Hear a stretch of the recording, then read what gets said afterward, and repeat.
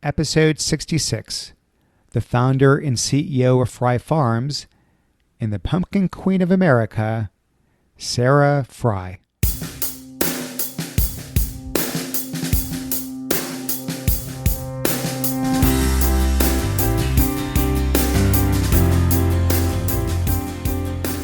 Welcome to The Art of Excellence, a show about people doing extraordinary things in their lives. I'm your host, Glenn Zweig. Thanks for joining me.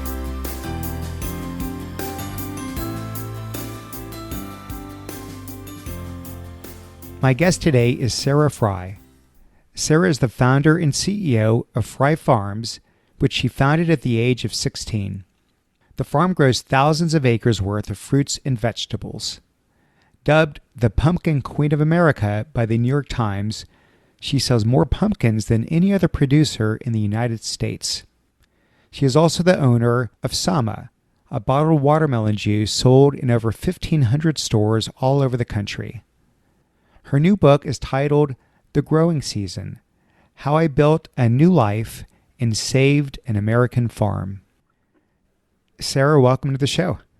Good morning. Thank you for having me.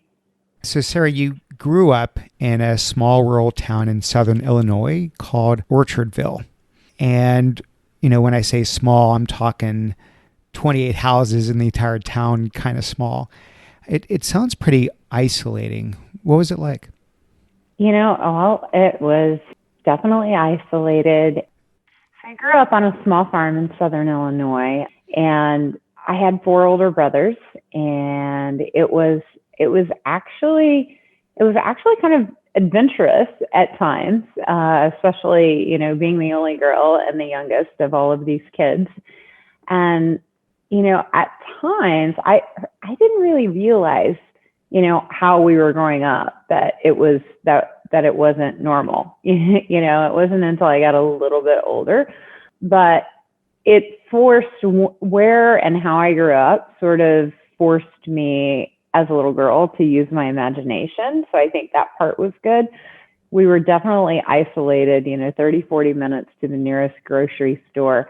And because there were so many of us kids, we didn't really get the chance to get off the farm that often. So we spent pretty much every day, day in, day out on the farm doing our chores. And, when I first got to go to school for the first time and I saw the bus light pull in, I was really excited to jump on the school bus and leave, I'm like, oh, wow, now I'm going to go see, different people.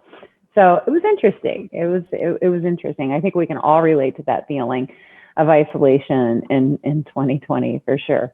Oh my gosh. Yes, we are doing this interview in the midst of this pandemic, which seems to never end. You mentioned 4 brothers. I think you said if you include half siblings, you've got 20 others besides yourself. Is that right?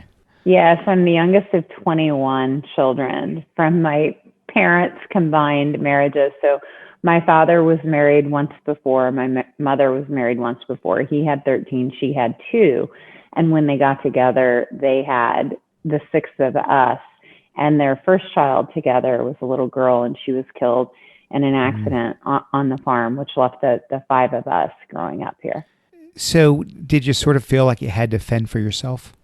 Oh, we definitely had to fend for ourselves. I spent most of my youth hunting, harvesting, or, gathering or growing the food that we were raised on.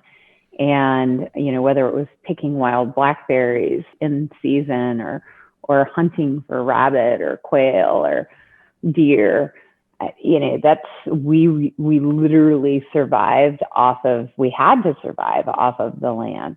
And that was really just kind of a way of life for us. And, it was our responsibility as the kids, to also do very functional things.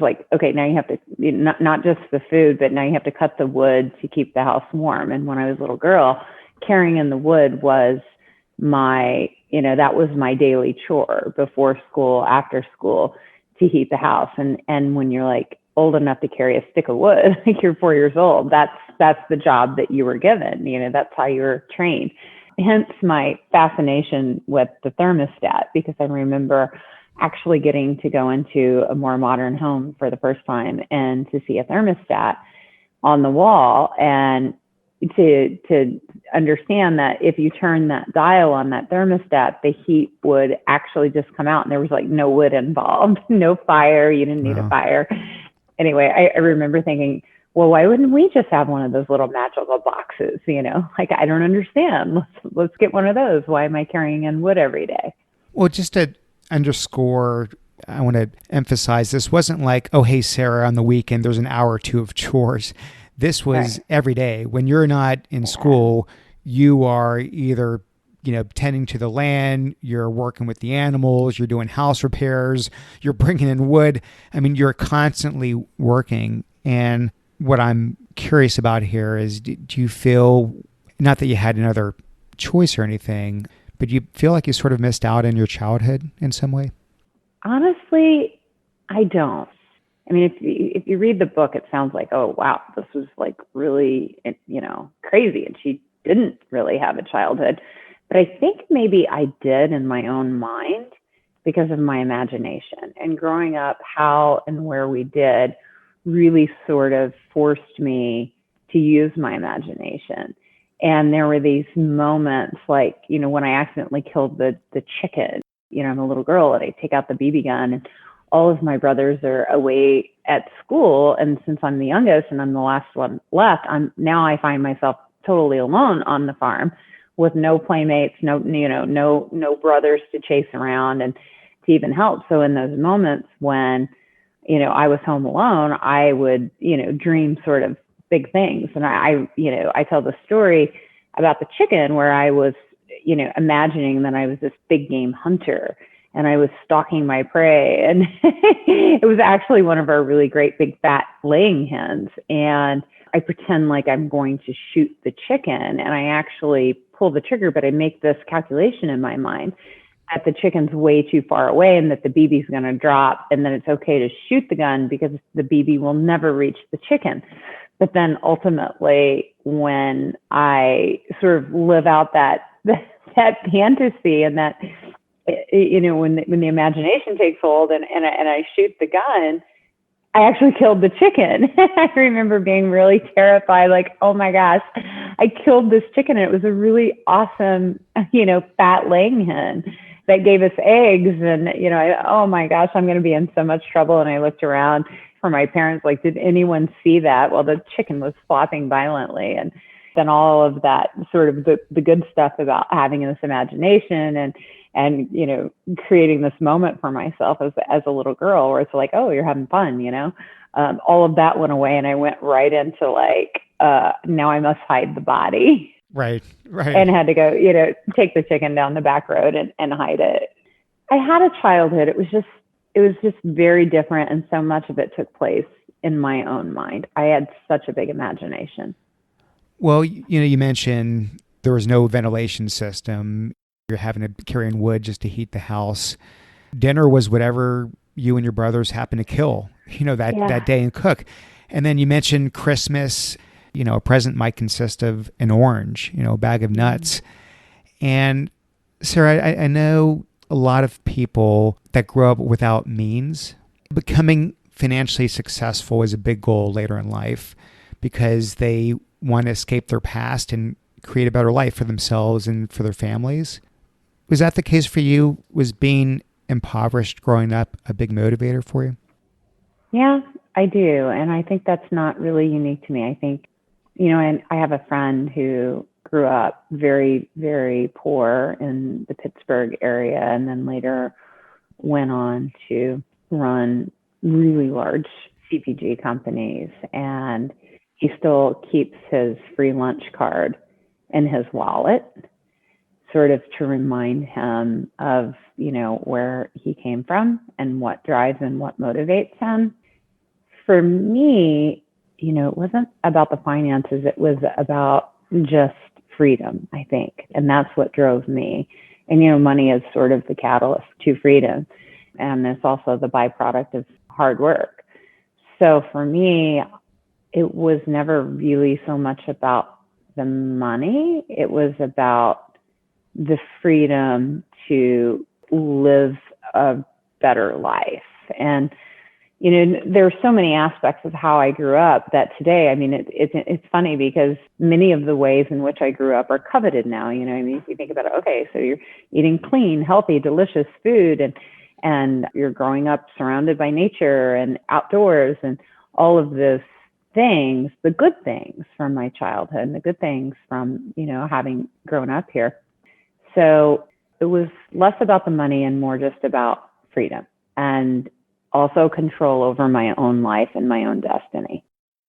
Well, you weren't just industrious as a kid, but you seemed to have a pretty good head for business. And I think when you were about 8 years old, you and your mother used to spend the summers buying up melons from local farms and selling them to food markets all over the town. And you were essentially the the chief sales officer for this little venture and had quite a knack for it. Was that when you first caught the entrepreneurial bug? Oh, for sure. I spent so much of my time, dreaming of getting off of the farm. And that was, part of the imagination that I had when I was little was like, I would place myself in these real world situations with other people, that's like I had these little imaginary moments in my mind, like what I would do in certain situations. And when I got to go with my mom on that summer delivery route, the first sale that I made, I was like 7 or 8 years old, barely. And she sent me in to go talk to a produce manager at a grocery store to find out how many melons he wanted that day. And just very matter of fact said, go in and ask and see how many melons he would like to buy. Here's the price.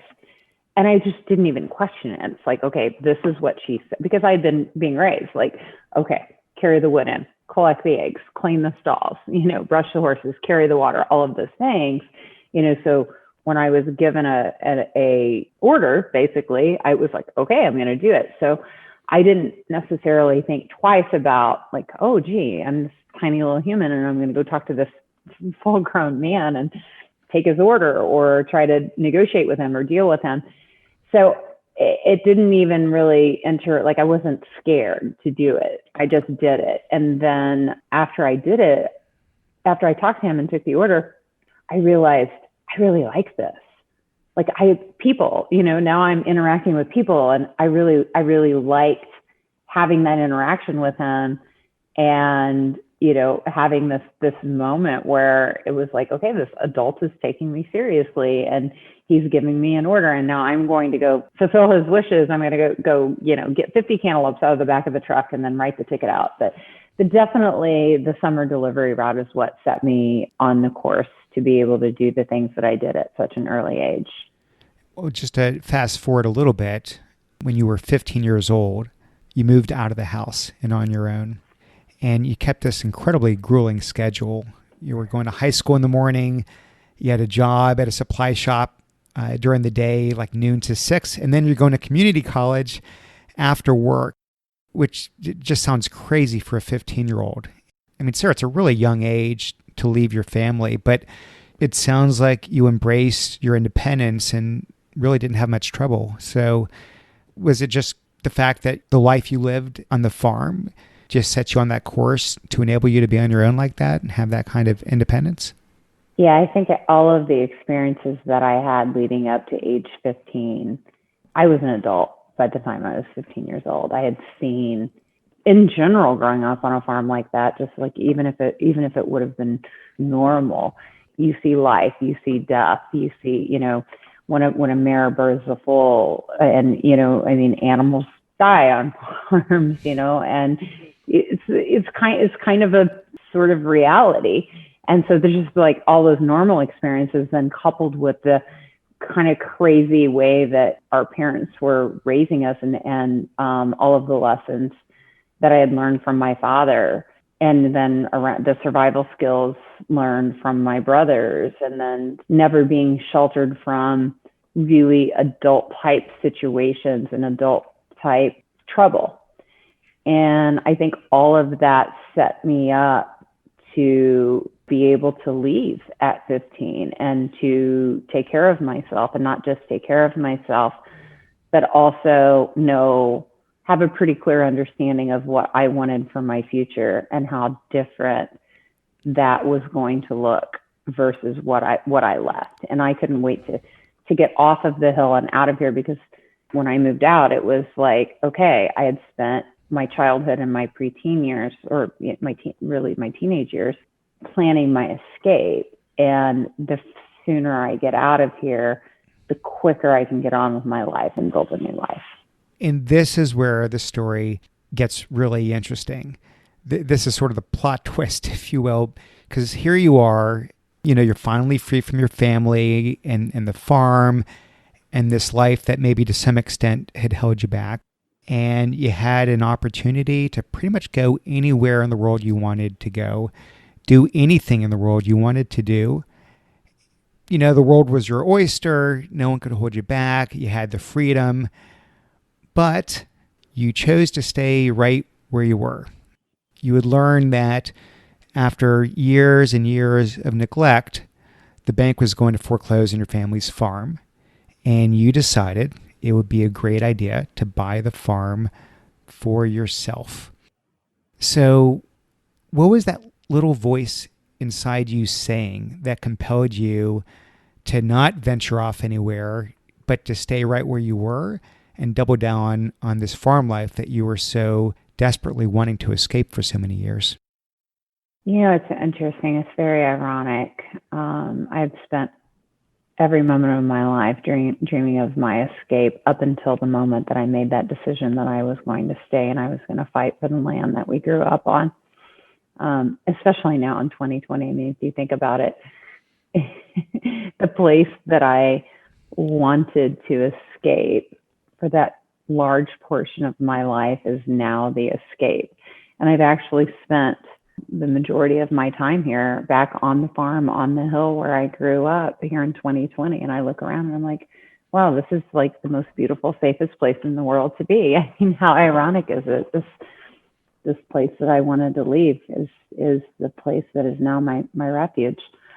When the decision was made to stay as a teenager, it was really more a sense of responsibility to my family.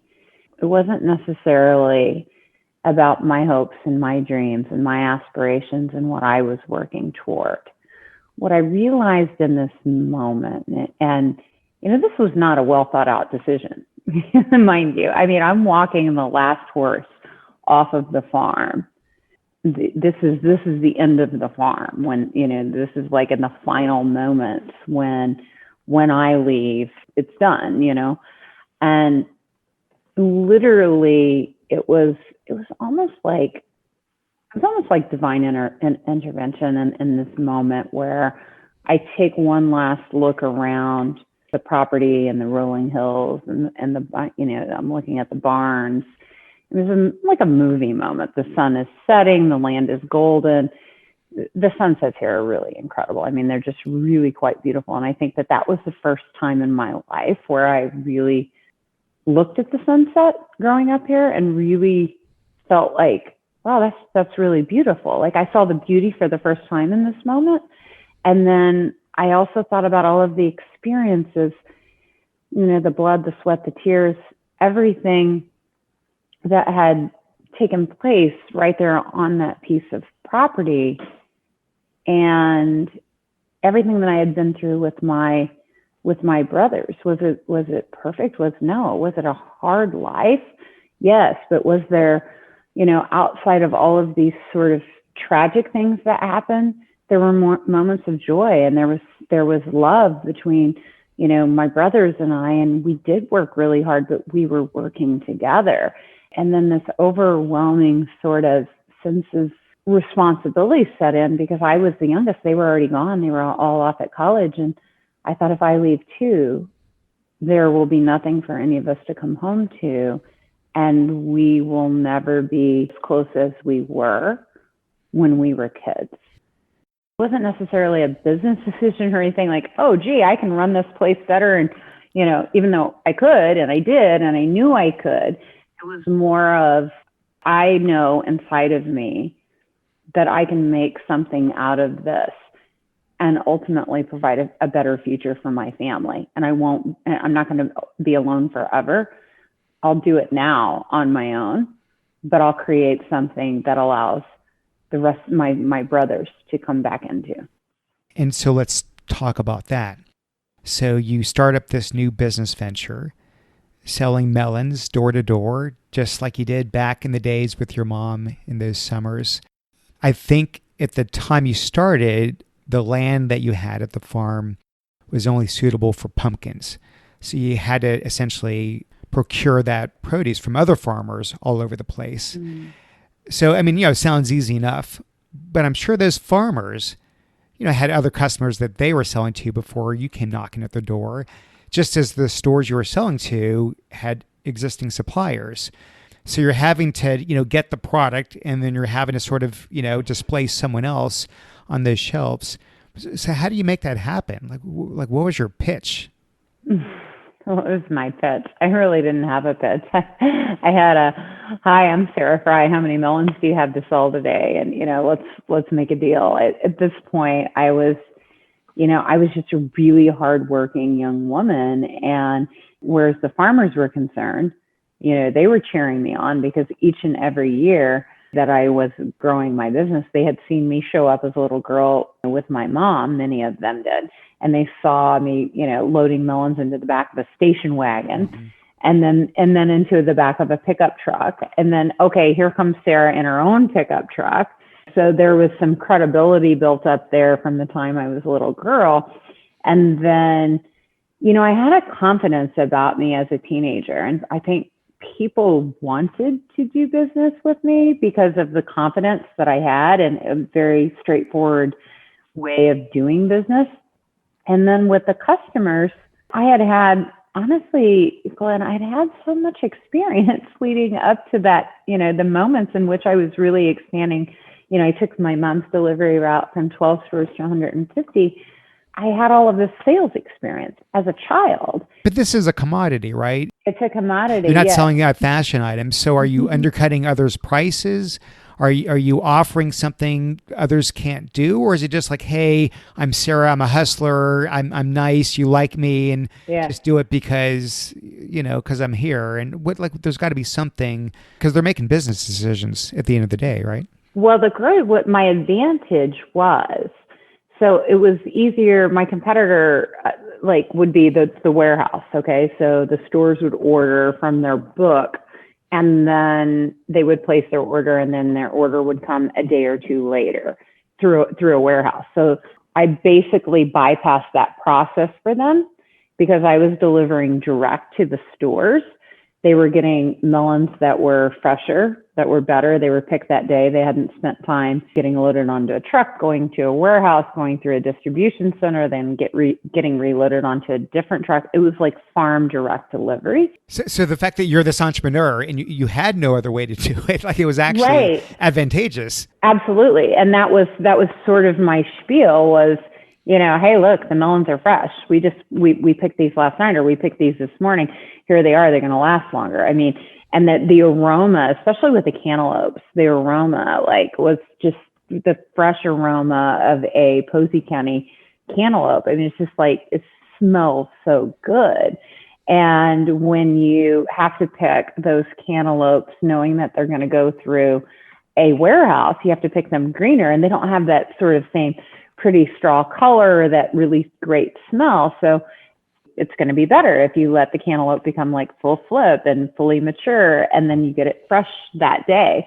So that was really my advantage. And because it was okay, she's going to, she drives fast. She gets us our delivery. It's same day delivery. It's farm direct. So that was really sort of my business advantage. And I really didn't have to charge. It's not like I had to charge less. I charged the same prices that they were paying for the warehouse produce. I didn't have all of this overhead either. I wasn't paying drivers. I wasn't having to, include markups for the bins and all of the different warehousing fees. So I could be cost competitive too, because it was who was I paying? No one. I was paying the farm. Well, I was paying the farmer. I was paying myself, and I was putting fuel in an old truck. Yeah. So you kept at it, kept increasing the number of stores, kept increasing the number of melons you're buying. And then next thing you know, you're going from little mom and pop stores to Walmart stores. which is very impressive, with as a young teenager doing that.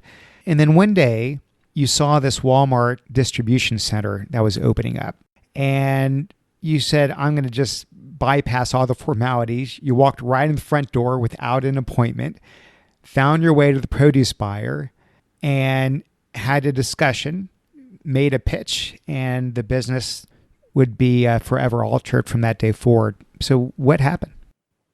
Well, I had been delivering to their Division One stores, which were their stores before they were, their general merchandise stores before they really got converted to super centers.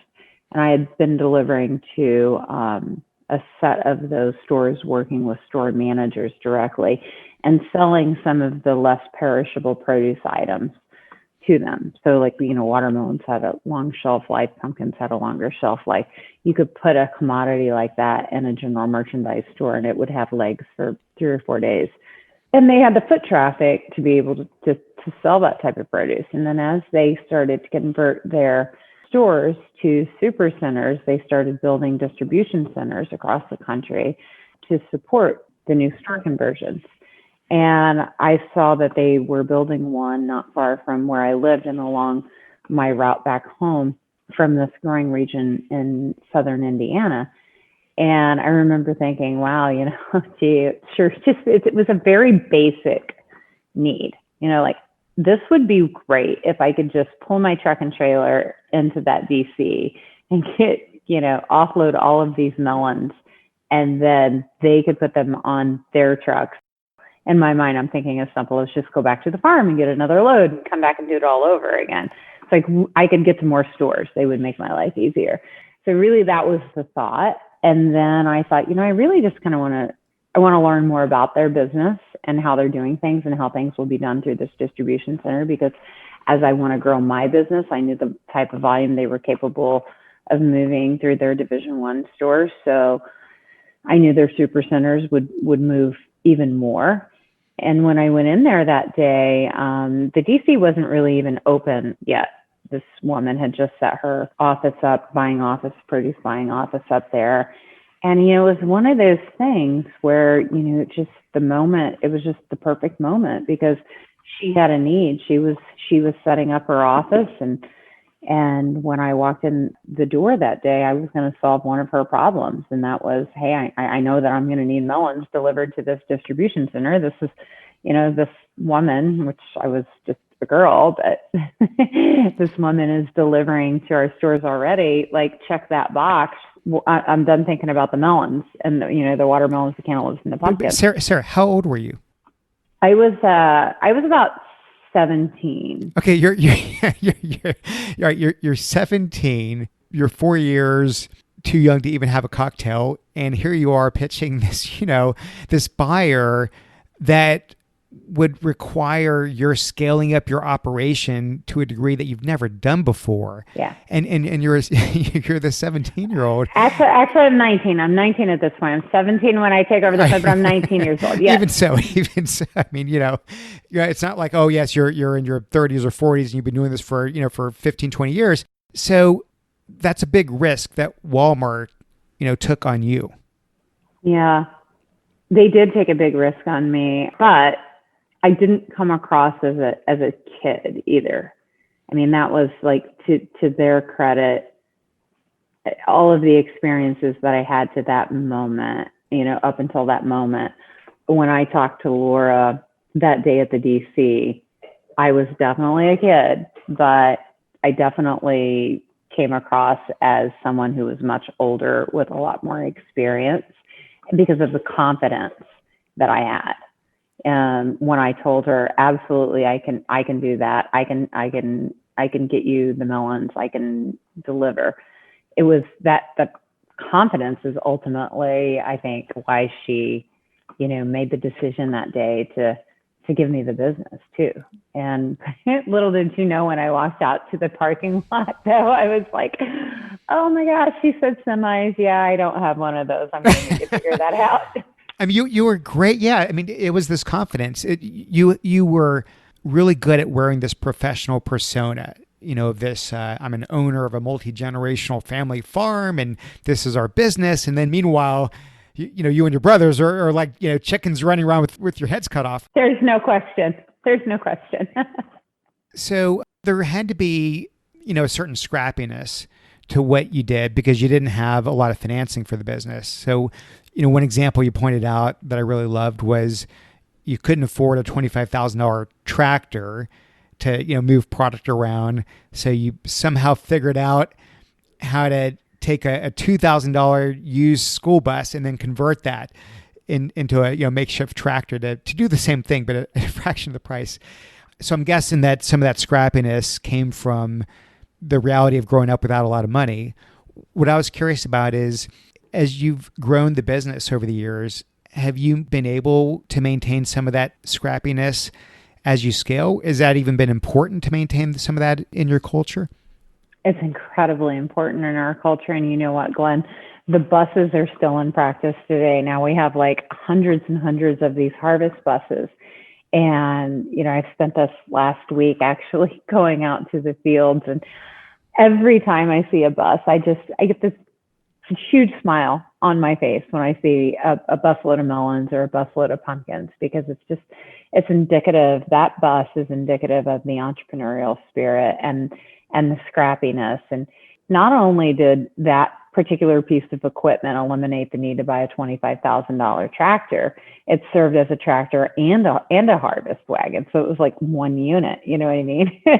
And those buses are still operational today because it's actually the most efficient way to do it. So it wouldn't matter if you had all of the money in the world to go out and buy all of these tractors. The best way to do it was the scrappiest, nimble way to harvest, and in a way in which we were forced to think, but then ultimately ended up with the most efficient way to harvest these fruits and vegetables. But yeah, it is definitely part of our culture. I mean, things have certainly changed as our business has grown, and we have opportunities and access to things that, of course, we didn't have when we were starting. But it's definitely part of our culture to try to figure out ways to do more with less. So if you think about when I bought this farm, it was a small farm, and I would have failed right away had I said, okay, well, I'm just going to do go by the traditional model and see if I can't grow some corn and soybeans. No, you need like 2,000 acres to be successful growing corn and soybeans. I had 80. I would have failed had I not had to think about how do you do more with less. So that's why I started growing pumpkins on the family farm, because it was like a crop that would yield more per acre, and you didn't need as many acres. So how do you do more with less? And I would say that that's really the common theme, and what's really ingrained into it's sort of the Frey Farms mantra. How do you do more with less? Yeah, I really admire that part of your culture, that part of you, because you created the culture here. Another thing that I was really impressed about is your attitude of always doing right for the customer, no matter the cost. And, there was this one time when the entire pumpkin crop was ruined by a bacterial infection. Mm-hmm. But instead of just coming clean with your customers and saying, look, it happens, it's Mother Nature, nothing I can do, so sorry, I can't fulfill your order, you went all the way, I think, to New Mexico to purchase your pumpkins, and at a great loss, I'll add. So I take it from that story that, your reputation is that important to the survival of the business. It really is. And, when you think about too, a lot of my competitors at that point in time could have said, oh, you know what, we have to enact the act of God clause in the contract. And I wouldn't have been afforded that same luxury.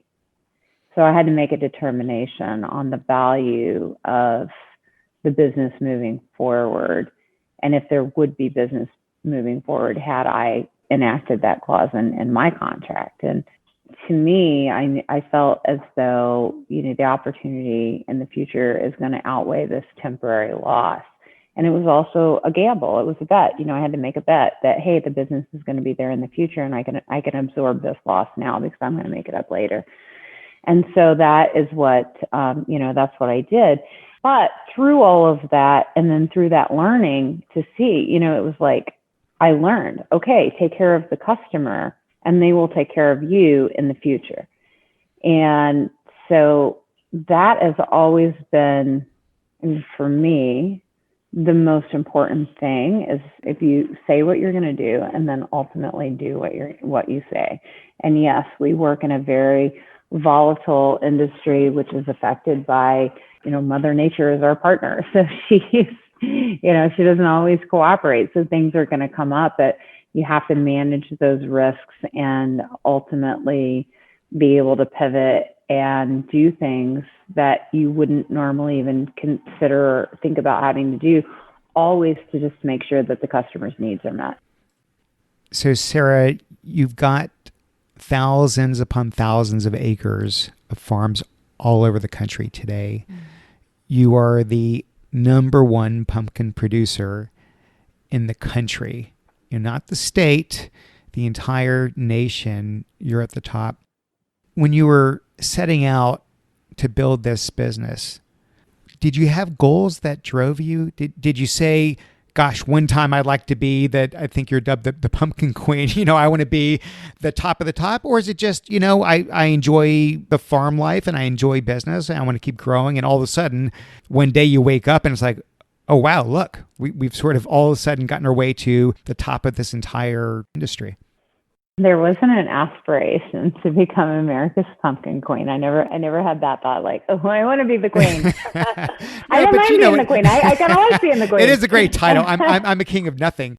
But just in terms of a certain point in the future that you aspire to climb to, or was it just about take it one day at a time and don't worry about where that takes you? Yeah. So I never laid down a marker for my future and said, okay, this is who and where I want to be at this point. It was more about enjoying sort of the journey. And there was like, I didn't even really want there to be okay, when I reach this point, because to me, I felt like what I enjoyed doing was infinite. You know what I mean? Like almost like that I didn't really want an end to that. Now, as I get older, some of the things that I start to think about, because I have two sons, William and Luke, and then I have all of these awesome nieces, my brother's girls, and then my brother Leonard has a son, Aiden, and I see the nieces and the nephew and my kids really becoming more involved in the business and what I started. So now I'm actually starting to see little markers in them, like, oh, when we get to this point in the company, I think that, this child's qualities, like I'm already looking at them, thinking about where they're going to come and what role that they're going to fill should they choose to come back into the family business. But for myself, it was just really growing, and I never took the time to like sort of pop my head up and look around and say, oh wow, look at all of that I've done, this is great. I don't think that you ever really, for me, I don't know that I ever really will do that, where I'll sit back and look around for a minute and say, wow, we did that, we built this, isn't this great? I think when I have moments, the proud moments, it's when I see the kids working in the business and I think, oh wow, look, I was there. I did that at one point, and look at the interest that they're taking in what we do for a living and in the family business. And so I think that ultimately for me, that's the legacy, and setting things up for the future generation, because I know they'll take it further than I ever dreamed of taking it. And they'll have a nice foundation to bounce off of. You mentioned that often when you hire, you don't look for the polished, well-educated, perfectly buttoned up kind of, MBA job seeker, but you sort of look for people that perhaps, lack of a better word here, have some imperfections. They don't have the perfect story. You also started this fresh watermelon beverage company called Tsamma, and you don't use the nice, pretty watermelons that you would serve to your retail customers. You use the ugly fruit, the ones that would typically get discarded. Do you think there's any connection between those? Yeah, I mean, because in my life, I've had to, for so long, look past life's imperfections to find the good, in building my life and building my future.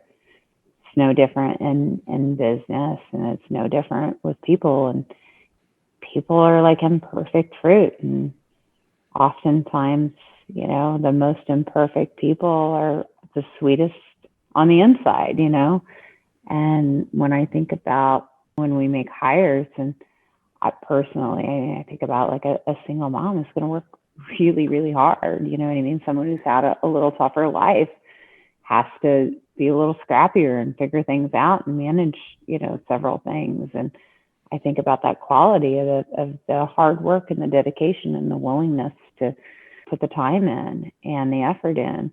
And I feel like, she's probably going to do a little, maybe even probably a better job, because she's not just working for herself.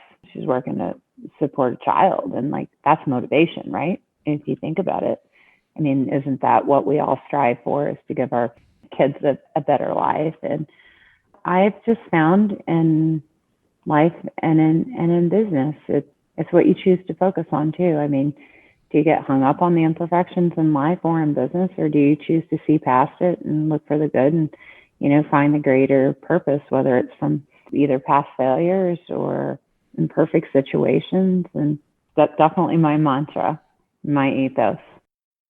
At your core, do you identify more with Sarah the farmer or Sarah the entrepreneur? Well, that's tough. I mean, I love the land. I don't get to farm. Like, I don't get to go out there and actually do the things that I used to do. I would say the entrepreneur. I think that for me, even if I wouldn't have stayed at the farm, like, there would have been a different path for me, and that the entrepreneurial drive would have, set me on a course for success, and no matter what I decided to do. So I would say the entrepreneur. Sarah, the name of this podcast is The Art of Excellence. And I always leave it to my guests to define what that word excellence means to them. So what does it mean to you? Loving what you do. That's what I think of when you say the art of excellence. That's just the phrase that comes into my mind. Just really, really loving what you do. We spend so much time building our careers or working or pursuing our dreams or passions, and like the waking hours in a day that you spend. It's a big portion of your life, so you have to love what you do. And I think when I think of the art of excellence, I hear that word and I think you're going to accomplish, you're going to reach excellence if you love what you do. I love that answer. Sarah, I love the book. I absolutely loved it. I'm so happy. The fact that you chose to do this, not just the success you had as a businesswoman, but, you brought your whole family along for the ride. The very fact of what motivated you to buy that farm from the bank is just really inspiring, and what you've done with your life and this business. And thank you so much for taking the time to do this. Really enjoyed hearing your story. Thanks for having me. Thank you so much for having me, Glenn. If your listeners want to connect or have questions about the book, they can connect with me at Sarah Frey, Sarah, Frey, Frey, on Instagram. And please stay in touch with me,